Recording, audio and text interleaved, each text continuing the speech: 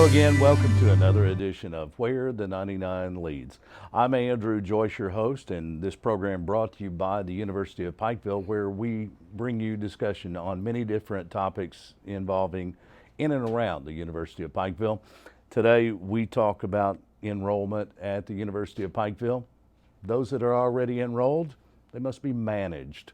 We've got the Vice President for Enrollment Management at the University of Pikeville, our guest today. We'll talk about that, what that means to you.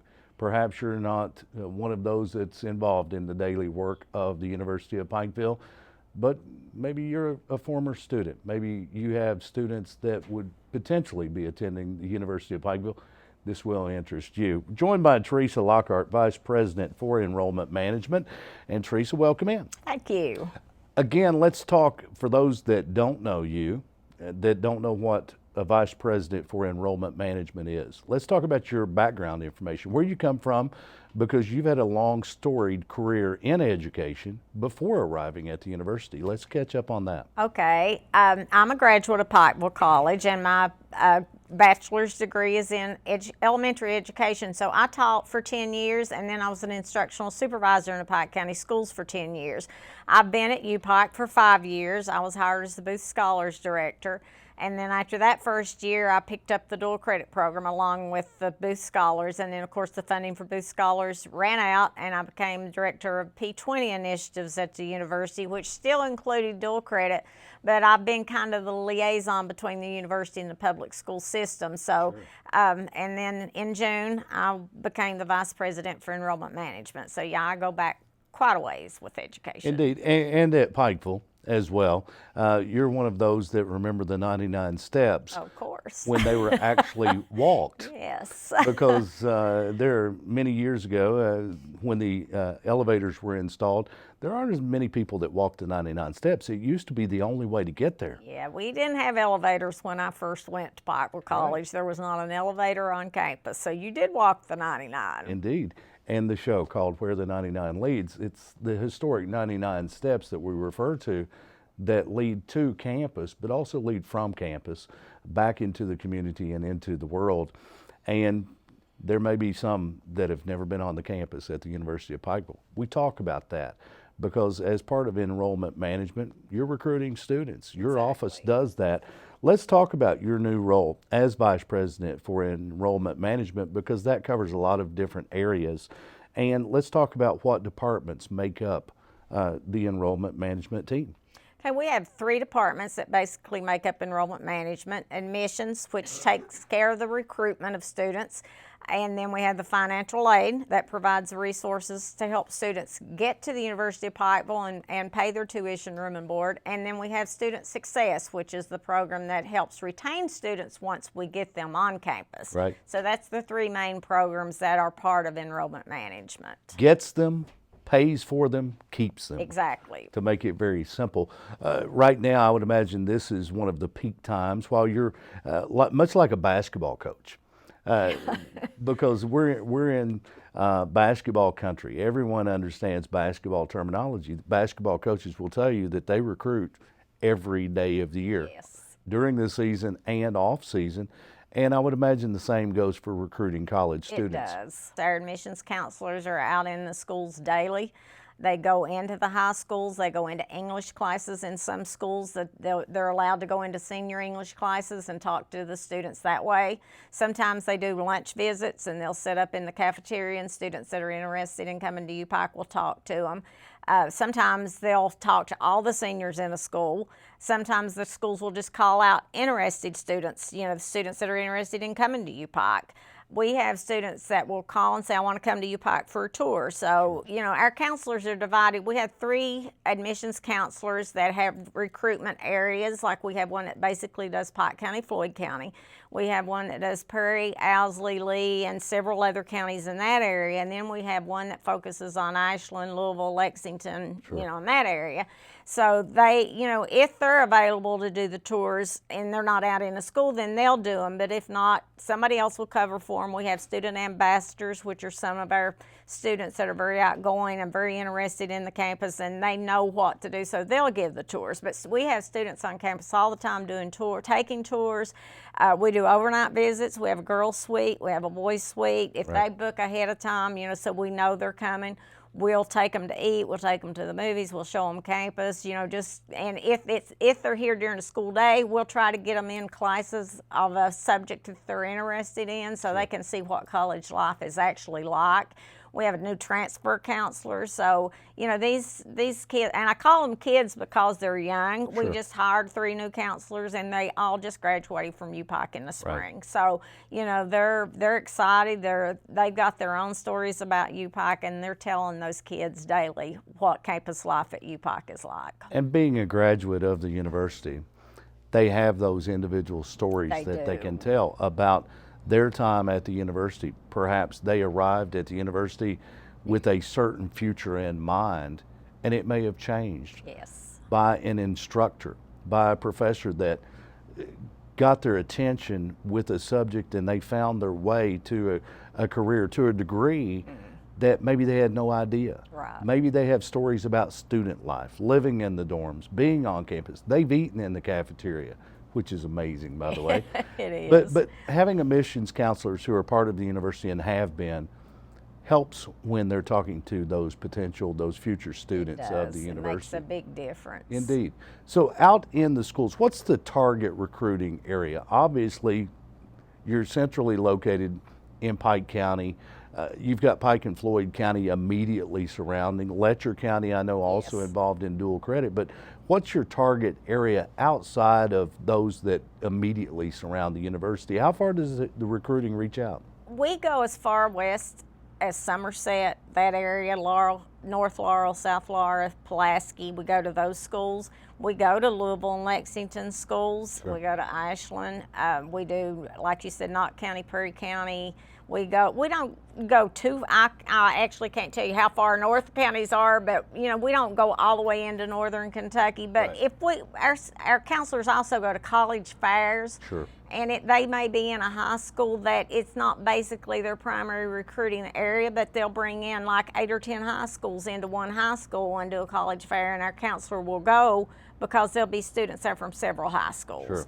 And sometimes they'll say, "Do I need to go to this? I only have one school here." And I'll say, "Well, sure, because some of these other students, there may only be one that's interested in coming to UPike. But if we can get that one student, Sure. we want to get them too." Absolutely. People that are tuned in may say, Louisville, Lexington, there are big universities there. Why are we reaching out to those students? But there are students from those municipal areas. We do get some students from those areas. They want to come to the University of Pikeville, perhaps interested in the med school. And they're looking at a school that they can go for 4 years, get their degree, and follow into the med school. It's created a lot of interest, so there are students that have that interest and from you those say areas. that, and just this week I was with my mom and dad in a doctor's office in town, and we had a third-year med student that was doing a rotation with our doctor, and she was from northern Kentucky. So they do come here, for the medical school, or they might come to play a sport. Right. Some of them just come because it's small. Everybody's not going to go to a big school. So the family close relationships that they form here, that's what some of them are looking for, and that's a draw for us. Absolutely. And you mentioned athletes, you mentioned those that are coming to the med school. Perhaps they have friends that are, maybe they're not an athlete, but they have a friend who is, and they want to go to school together. We take UPike for granted sometimes because we're too close to the forest. Yes. And we need to take a step back and see what really is there, because while in our immediate area, you may have kids that they want to get away from home coming out of high school. That's true. They go to those places. Lexington, Louisville, Northern Kentucky, we've all heard the stories, and many of those return. Those students in Lexington, Louisville, Northern Kentucky, other places, they want to get away from home too. They do. And many of those, I've talked to some of those kids that wanted to get away from home, that had a great interest in outdoors things and the beauty, the outdoor activities that we have available here in our area were a draw for them as well. And now we have the esports. Yes. So that's drawing from several different areas and from out of state as well. And even from international students, we're getting an interest for the esports. Teresa Lockhart, Vice President for Enrollment Management, our guest today. We talk about admissions. That's an important part of your office, recruiting those students, assisting those students. And of course, not just that, but something we'll talk about a little later, the dual credit program. Students get a head start Right. before they ever get here. But one question that is on the minds of many people tuned in right now, parents, they're out there. While many students may take care of the expenses on their own, chances are a parent's involved, a grandparent's involved. Someone is paying the bills. Right. That falls under your office as well with financial aid. Talk about that. 99% of the students that come to UPOC get some kind of financial aid. Hang on. Repeat that. 99% of the students that come to UPOC get some kind of financial aid. See, I knew that. I hear that. And every time I hear that, I'm amazed. Right. And I think many people that are tuned in are thinking, okay, maybe we're an upper middle class family.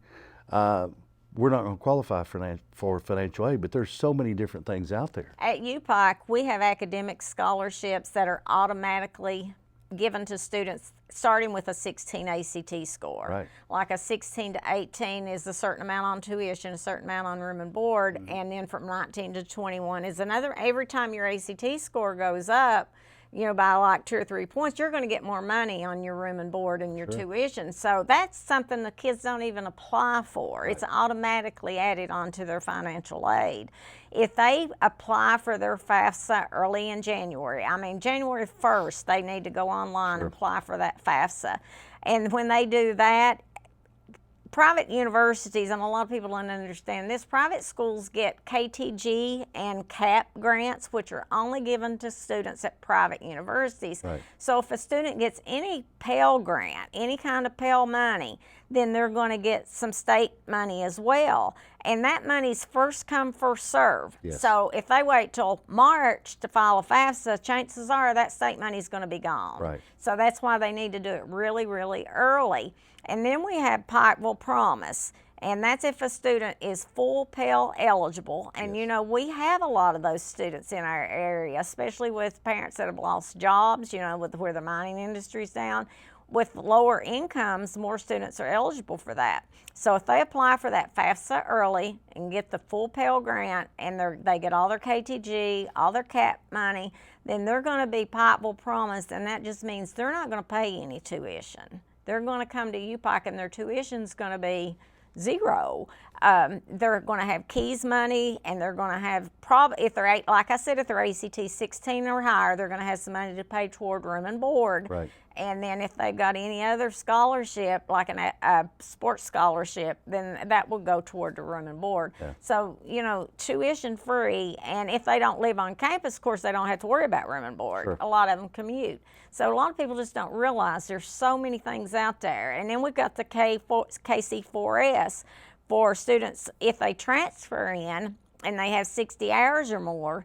That K4CS money kicks in after 60 hours and will pay 40% of what their other financial aid doesn't pay, up to $7,027. Right. So, you know, there's a lot of money available. There is. And the earlier that you file financial aid forms, January 1st, right. is a good date right. to start. You celebrate the new year, you watch the ball drop New Year's Eve, and then get online. Right. January 1st, that week. Right. Watch some football maybe right. on the 1st, get online. It's that important. But it can get confusing as well. It can. Because you may have parents who are dealing with a first student right. and haven't dealt with financial aid maybe since they were college students. Right. And it can become confusing. Talk with one of the financial aid counselors. All they have to do is call our office, and our financial aid advisors from that department go out to the high schools and do workshops. But if those students have issues, if they, you know, our office is back open on the day after New Year's. We open back from Christmas unless it's on a Saturday or Sunday. But they can call, and any one of those people, and even our admissions counselors can help them, right. walk them through that process. And they, you know, people think, well, we don't have our W-2s from 2015, so how are we going to file that FAFSA?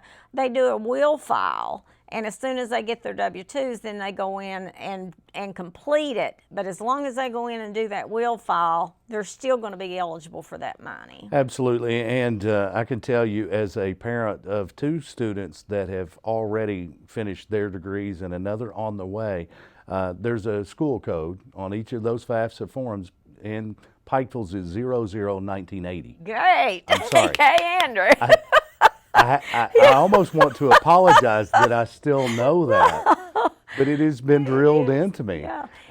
And it's very important. You have to include the school code. It's 001980 for Pikeville, and you can include other schools You on can. that. A FAFSA You doesn't can- narrow right. you down to one school. You can list 3 school numbers, and the important thing about listing a state, a public university, if you list UPike, whether you're going to for sure come or not, Right. you've listed a private university. So if you go to another private university, you're still going to get that state money. Right. But if you don't list a private university, Right. and you decide to go to a private university, that KTG and CAP money may be gone. Right. So secure that money Sure. in case you go to a private university. Just another reason to complete the financial aid Exactly. paperwork Early.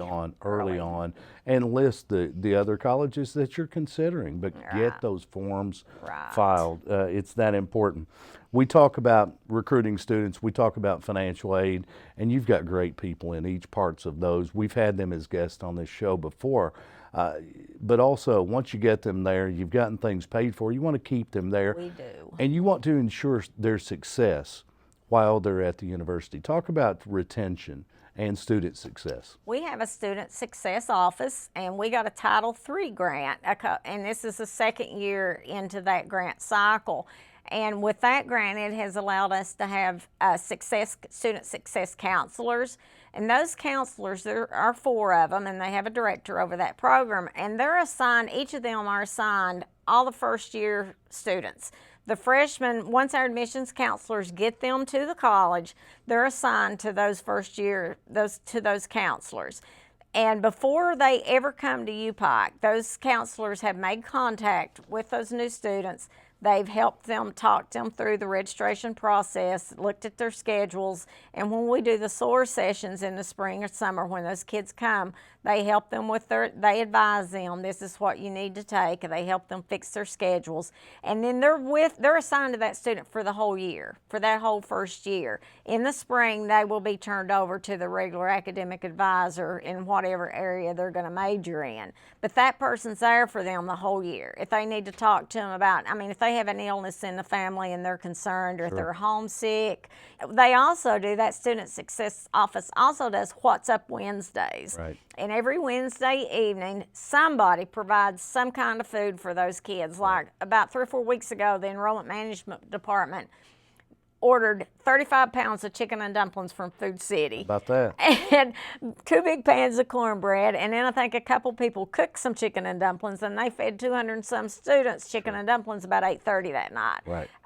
Different departments will sponsor, and they'll make chili, or they'll do Texas Roadhouse, or they have. Anybody that wants to come that on Wednesday night can do that, and they advertise ahead of time. This is what we're going to do. And it's all to ensure their success, because you mentioned if there's a family illness, if there's Right. things going on, if someone's homesick, life happens. They just need people to talk to. Exactly.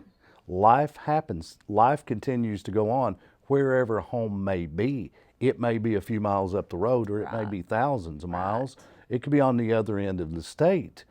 And they feel disconnected when those things happen at home. And if they have a friendly face, just someone to listen to those issues and help them through, okay, this is not going to completely disrupt your college career.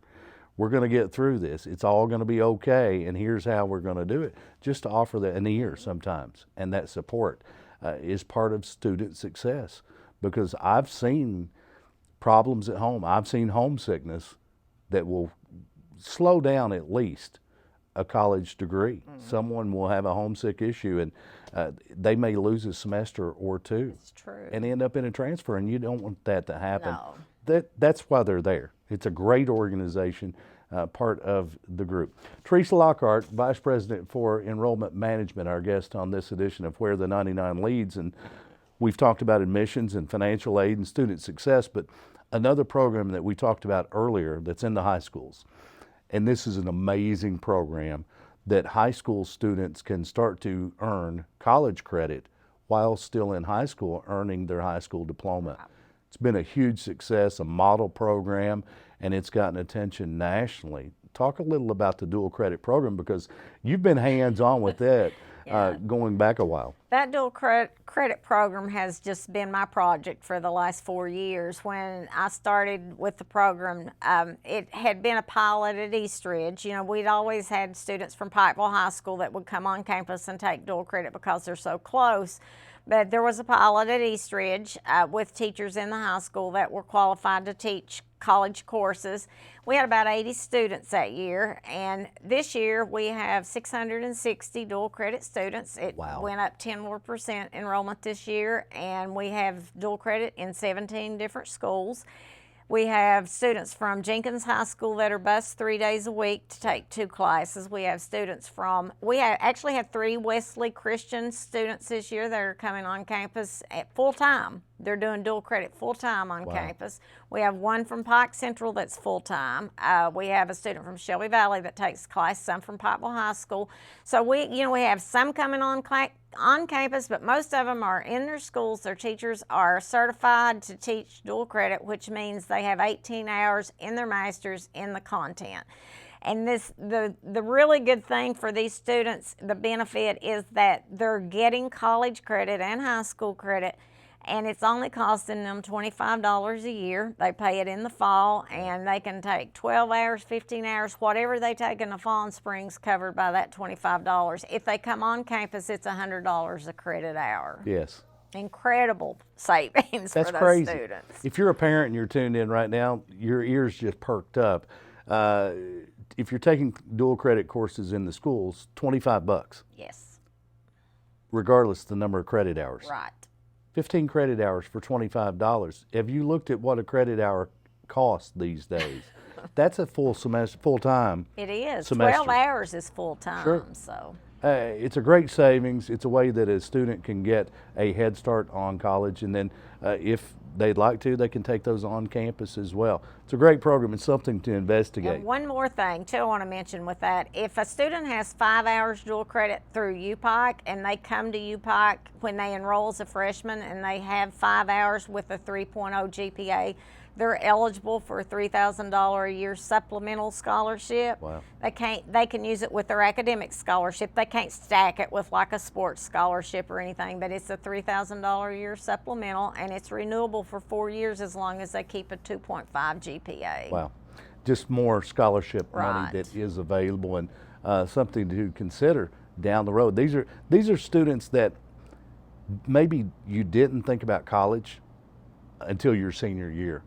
Late in your senior, where am I going to go to college? If you think about that now, middle school, heading into college, those students can begin taking those dual credit courses and be planning their college career that early on.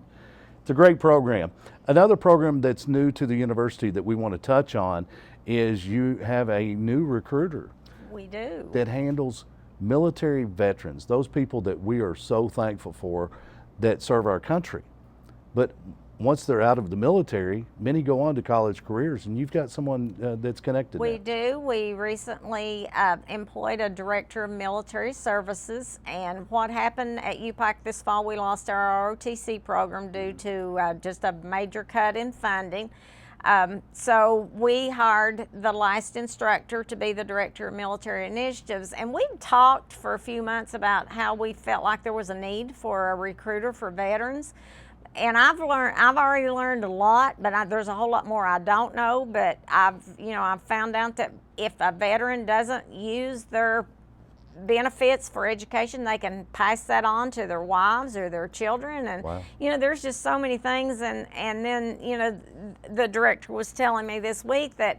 And it's not just, we want students, but we also want to help veterans, because Sure. he He sent an email out to all the veterans on campus. He's already identified the ones we already have, and he sent emails out to them and told them, he'd like to stop by. He'd just like to meet him. He had one stop by and tell him, and he just got, when he talked to him, he found out this guy didn't have any insurance, health insurance. And he said, he just didn't understand how that happened. While that young man was in his office, he got online and helped the young man get set up with insurance for like $50 a month. He's a veteran, and he helped him get his insurance. So he's there to help them, not just to recruit them for college, but to help them with anything else that they need. So we feel like that program's going to be a great plus. It will, because we have so many veterans in our area, and many times people think veterans, Vietnam, World War II, we're going way back. No, we've got Iraq and Afghanistan. We do. We have so many young men in our area that are veterans. Absolutely. And women. Great program.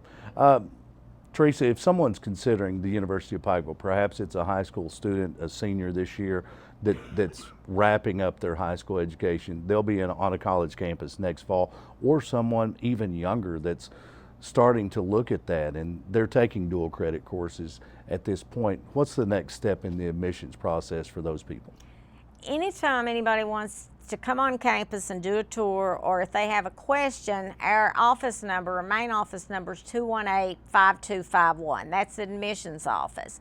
But if they want to go ahead and fill out an application, they can do that online. And if you go to our UPike website, it's just upike.edu, and in the search box, if they'll just type apply now, it'll come up with undergraduate application, graduate application, international student application. And you just click on the one you want, and you can apply online.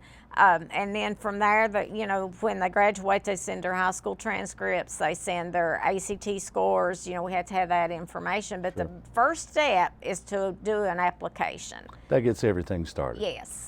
Now, if someone has attended another college or university, maybe it's been a class, maybe it's 2 years, whatever the case may be, how's the process different for a transfer student? The only difference for a transfer student, like from another college or from a university, is that we still have to have their high school transcript, or if they have a GED, we get their GED scores.